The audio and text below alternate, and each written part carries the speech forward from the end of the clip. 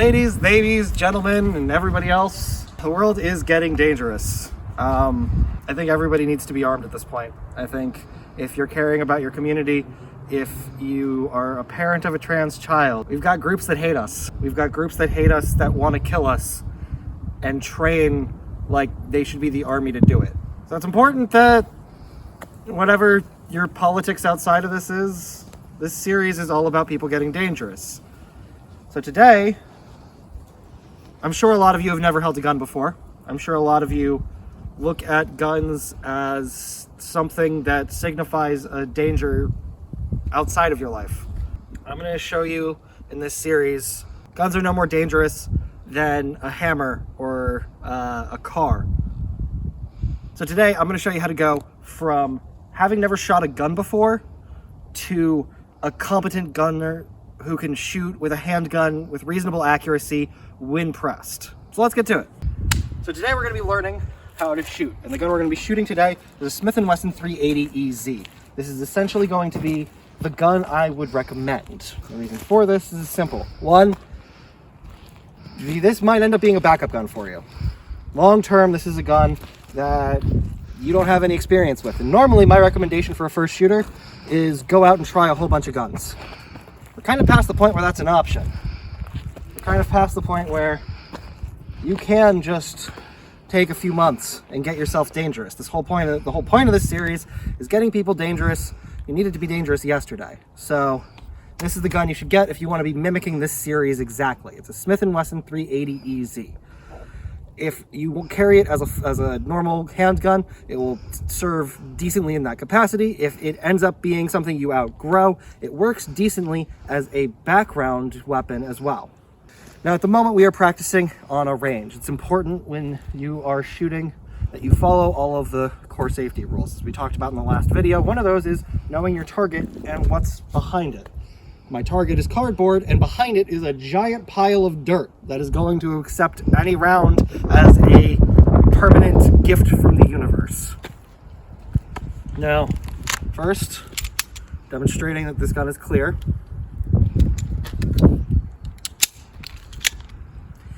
This is the Smith & Wesson 380 EZ. Has 8+1 in a single stack magazine. It can be bought in either 380 or 9. It is polymer frame using a steel slide with an ambidextrous safety switch. And the magazine's latch, when you disassemble it, you can move the latch to the other side and have the magazine release on either side. So the magazine release can be ambidextrous as well. The first thing you should do when you get a gun is learn the basics of where the trigger will be. So before you're even going to the range, you can do this at home. Take the gun, make sure, triple check that there's no ammunition in the magazine, that there is no ammunition in the barrel, and then slowly push your finger through the trigger. Now, what you're gonna wanna do is feel where the trigger stops. Now that's called the break. There will be this random bit of nonsense before that. That's the slack. The part where the trigger stops and you can feel resistance, that's the break. And that's the part where you're actually going to be pushing in order to operate the weapon. Figuring out where your trigger actually breaks is going to be important. It'll be about 3 pounds of pressure. And then the reset will be equally important, where when you feel it come out, you'll hear a little click. Now, you know what, I'm going to take this out to do that. Now, you will hear, there's the wall, there's the brake. You will feel the brake. It'll be about between 5 and 6 pounds. It's a little bit lighter on this trigger, but it'll vary from gun to gun. Cycle, and then as you release the trigger, you can hear that clicking noise. There is a point where the trigger resets. Now, if you're trying to shoot fast, going all the way off the trigger, coming back on, click, cycle, and then going all the way off the trigger is going to take too much time. Being able to shoot quickly involves knowing where that break point is and where the reset is so you can very quickly pull the trigger again. First thing you should do is go home and figure out where the trigger is. And don't be thinking just visually. You should also know where the trigger is from a feel standpoint. You should be able to do this exercise almost with your eyes closed, but never operate a firearm with your eyes closed. Holding a gun. The grip is the first thing that freaks people out because this is inherently going to be something that is violently rocking from you. But think about your arms as a long suspension and think of the grip as an attempt to control the force as much as possible. You want your grip to come in and be as high on this dovetail as you can get it. You want to be up as high as you can because the barrel is here and providing the force in this direction. The higher up you are, the less leverage that force is going to have on rocking your hand back and forth. First, figure out your dominant hand. Have the 3 fingers come around with the grip. Have your grip up, nice up and high, up as close to the dovetail as you can. Have your thumb come down perpendicular with the gun. Your left hand is going to come around and support.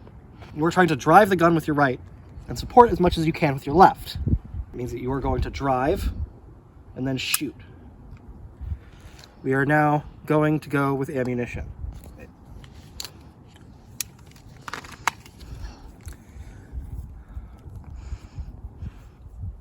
It's important whenever you practice with both ears of some variety as well as eye protection.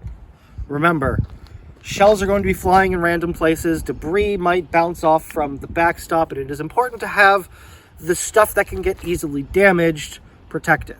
The sights are relatively easy to work. You make the center dot go onto what you want to be killing and keep it in the center of the 2 other dots. So we are going to move to using live ammunition. The first thing that you should be practicing when you're using a gun is what's called the low ready position. Now this is going from a low ready to ready to fire.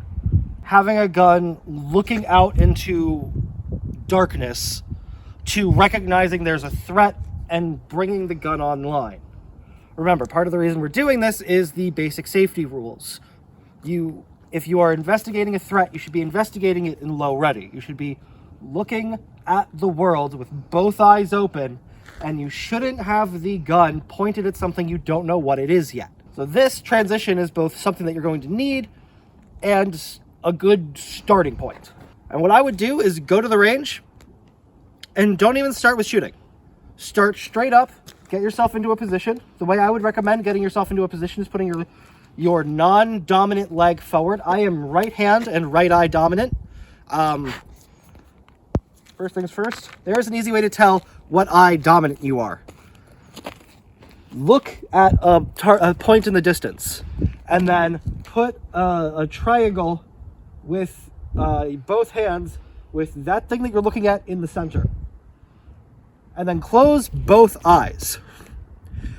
Now for me, when I do this and I close my left eye, that target stays exactly where I put it. And when I close my right eye, I am suddenly shifted.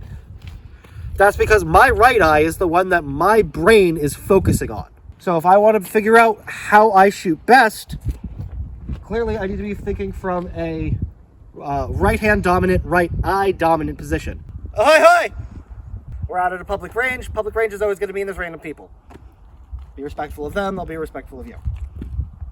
Okay, go into your first few shots and try and feel the recoil that you are going to be controlling afterwards. Go from that low ready position, pop up, flip the safety off of, and do one shot just to feel how the gun is going to rocket in your hands. Then take your finger off the trigger and flick the safety back on. That motion is something you should do a lot. Get used to going from low ready, up, safety off, pull the trigger. So let's start with that.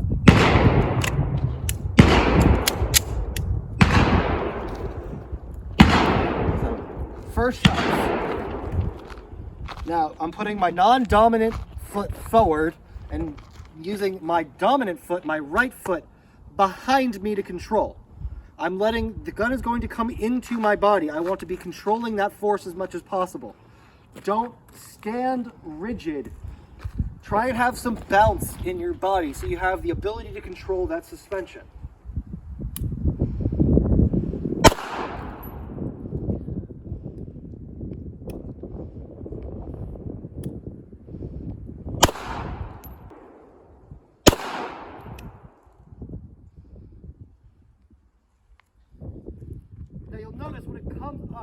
gun is going to want to rocket into your hands. And frequently, if you find yourself shooting and pushing the gun down too quickly, you will end up driving the fire below where you're expecting. Now, that doesn't inherently mean what you're doing is wrong. That means what you are doing requires just a bit of adjustment in the timing, because you do want to be anticipating the recoil, but you don't want to be anticipating it until the shot is off, if that makes any sort of sense. The idea that you just let the gun rock in your hands is going to create wild... Here, I don't control this. You'll notice that it pushes back. It is driving where the shooting is.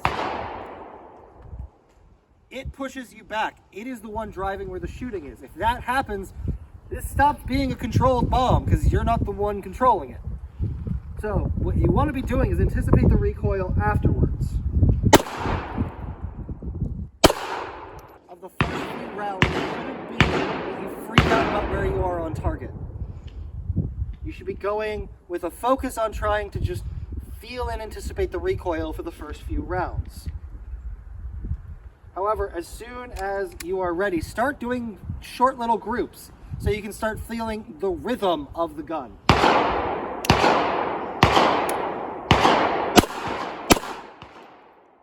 You'll be able to mark off which ones were which by just bringing a marker with you and marking these holes again. It's important to note, most of the time when you're shooting, you're not going to have body armor. There are a number of different people who will teach you a number of different styles. It's important to know what they're teaching and know why they're teaching it. So a lot of police forces teach based on the idea that you're going to have a plate right in front of you. A lot of militaries do this too, because again, they're set up to teach their officers and soldiers. You aren't either of those, you're a random person. And the chance that you're going to be shooting with body armor is frankly a bit of a misnomer. So the way that a lot of police forces teach shooting, ankle down for a second. The way a lot of police forces teach shooting is they have you put your feet apart in a triangle and bounce and kind of like get yourself nice and low. Now that isn't inherently wrong, and there are a lot of people who can shoot very, very well from this position. However, if you don't have body armor defensively, making yourself the smallest target has some value. So going from presenting the plate, because you want the plate to be catching the bullet, a lot of armor won't have armor on the sides, shift to presenting the smallest target. Part of the way that works is you put your dominant leg back. But importantly, you don't want to be stiff-legged. You want to be, your whole body is a suspension that's going to be catching the bang and bringing it back online. So once you've got going from low ready to shooting down, and you've got the working the safety and putting the safety back on, so try and keep everything as safe as possible. The next part is working on your draw step. Now, it's important to notice different people will have different drawing setups. So for this video, I am recommending you go strong side. There's a lot of different reasons for this. If you're in a fight with somebody, in a physical confrontation, if you have to go here or cross, they have access to your firearm, whereas you can have control of somebody and grab the weapon back here. Equally important is concealability. If you just take a jacket or a shirt, you can suddenly throw it on and have the ability to cover this side very easily. If you try and cover into your appendix carry, which is a common carry method nowadays, you're frequently going to run into the problem of figuring out where the clothing should go. There's very expensive options for that, PHLster Enigmas. We're not going to get into that today. This is a beginner video. You want to be shooting with both eyes open. You want to be shooting with both eyes open as much as possible. You want to get yourself into the shape where you can get the gun up and on target in your right eye without having to close either of your eyes. There's a couple different ways you can do this. If you are left eye dominant, you do have a bit of an advantage, as you can just turn your head a little bit and rock having that side open. But you don't want to be drastically turning or dropping your head. You want to keep your head relatively level. You're in a fight. You want to be able to see what's out there and what could be coming your way. So for a left eye dominant right hand dominant shooter, what you can do is essentially you are bringing it up, and then your right arm will be a little bit on the straighter side. Your left eye will be lined up with the sights, and you are still having a full field of vision. That said, honestly, the best way to shoot is to bring it up so that your dominant eye is dealing with the shot and just getting yourself to the position where you can automatically do that. And you can turn yourself so you can do that.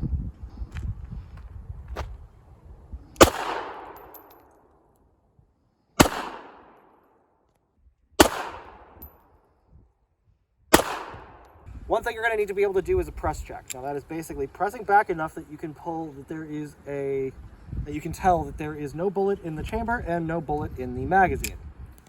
Importantly, with 380, part of the reason why I recommend this as a, if nothing else, gun is, frankly, I am training y'all to get ready for shooting back at attackers, which means you should have at least a few rounds of just using one hand. And importantly, you should get used to doing all of the major practices of maintaining a firearm one-handed. That includes being able to do basic press checks without violating safety rules. That includes being able to shoot. That includes basically making sure that even if your arm is shot, that doesn't mean you are guaranteed to be dead. One-handed shooting is something that you should be capable with, though. And importantly, the position of it shouldn't differ that much from your normal shooting. And the easiest way to do that is make your one-handed and two-handed training not that different. The way I come up one-handed and the way that I come up two-handed are basically the same position for my arm. I train around my right arm always driving, and if I have it, my left arm can support. Get a gun up on target quickly, use the sight, and figure out where the gun is. Now, you're not going to be as accurate with one hand. And importantly, getting that second follow-up is always going to be a process one-handed. Get shooting, get yourself comfortable. Really, once you buy a gun and go out for a range day, it should be like, if you follow these steps, you should be able to get decent within a short period of time. The easiest way to track your progress while figuring out while you're starting out with a handgun is by running drills and comparing them back to forth. The 9-10-9 drill is a common drill that it's a modification of the 10-10-10 drill. 10 rounds into a 10-inch target, 10 meters apart. Our 9-10-10 drill is 9 rounds into a 10-inch target, 10 meters apart, largely because, well, this system contains 9 rounds total. It's a relatively simple drill. You start from holstered, go up to safe,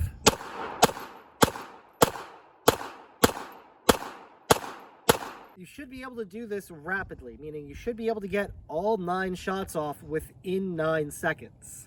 And once you have the point where you can do that, I would say you are at the point that you can shoot competently. That is kind of the minimum barrier to competent entry. Guns are controlled bombs. And essentially what you are doing is using a very filthy gas explosion to push a bullet down that way and cycle a gun back. But what happens if you pull the trigger and you get a click? You need to know what to do next. Now, if you pulled the trigger and you heard a click, that meant that Now, if you pull, there are 3 steps that you should do. 1 is tap. Tap the back of your gun and make sure that it is properly in battery. Step 2, rack. Pull back on the slide and eject the round that you were working with.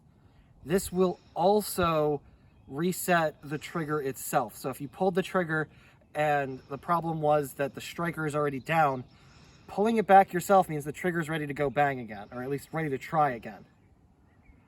And then, bang. At the moment, we are working with an incredibly locked empty. We are working with some incredibly useful training tools that you should absolutely pick up for yourself. These are 380 snap caps. Now, what is a snap cap? A snap cap, quite simply, is a round with no gas and sealed shut. There are two main kind of snap caps. The cheaper form you will find will be one solid piece and then an empty hole in the back. The slightly nicer variants like these will have a little rubber stop in the back so that your firing pin gets caught on something and doesn't have the chance in some older models of the firing pin free floating forward and doing damage to itself. Now, running drills with snap caps is incredibly useful. Okay, now the way that you actually practice with these arrow drills is relatively simple. You'll notice I have 3 rounds loaded into this. I have a live round, a snap cap, and then a live round. And what you're going to do is you're going to tap, you're going to check to see if it's going to go bang. When it doesn't, you're going to rack the slide to eject the bad round, and then quickly get back online and go bang again. So, let's try that. Do you want to step back?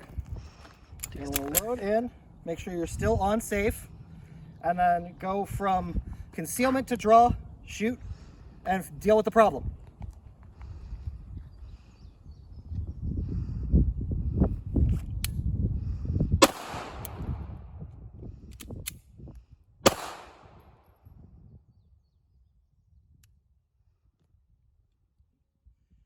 Now, one of the parts of the tap that you're going to notice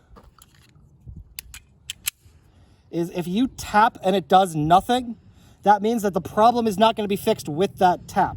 If you tap and you don't hear it or feel it sliding forward, then that immediately move on to the rack part.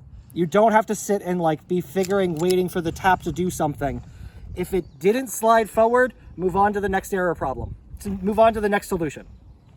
There's one other common type of error that you're likely to bump into. Now you'll notice here, the gun has fired, the gun has tried to eject, but the shell bounced around and stayed out. So if you look down and you see this form of error, pull and go back online. Remember, there's always going to be somebody who's better than you. There's always going to be somebody who can outshoot you. There's always going to be somebody who knows a thing that you don't. Stay humble, but also remember, fights are often won by the person with less skill. Fights aren't fair. They're not an even test determination. How much you want it, how desperate you are to survive, how hard you're willing to fight are all going to matter alongside skills. The stuff you can adjust beforehand is the skills and practice you have. So get out there and practice. Get armed. Get dangerous. This shit is not going to be easy. If you don't have a gun right now and you don't know anything about firearms, but you desperately need to get something like yesterday, for the moment, copy this series, Smith & Wesson 380 EZ. If you have even a little bit of time or you have a friend in your life who can help you find a perfect gun for you, lean on them. Everyone's body is going to be different. This is a gun that will work somewhat universally, and if it doesn't work as your main gun, it'll fall into a role of a backup gun later on. So at bare minimum, you're not wasting money on something like this. But importantly, get out and train. Get out and see what works for you. Make sure you are dangerous. Stay dangerous, y'all. Keep each other safe. And remember, moral doesn't mean legal, and Stonewall was a riot. Peace.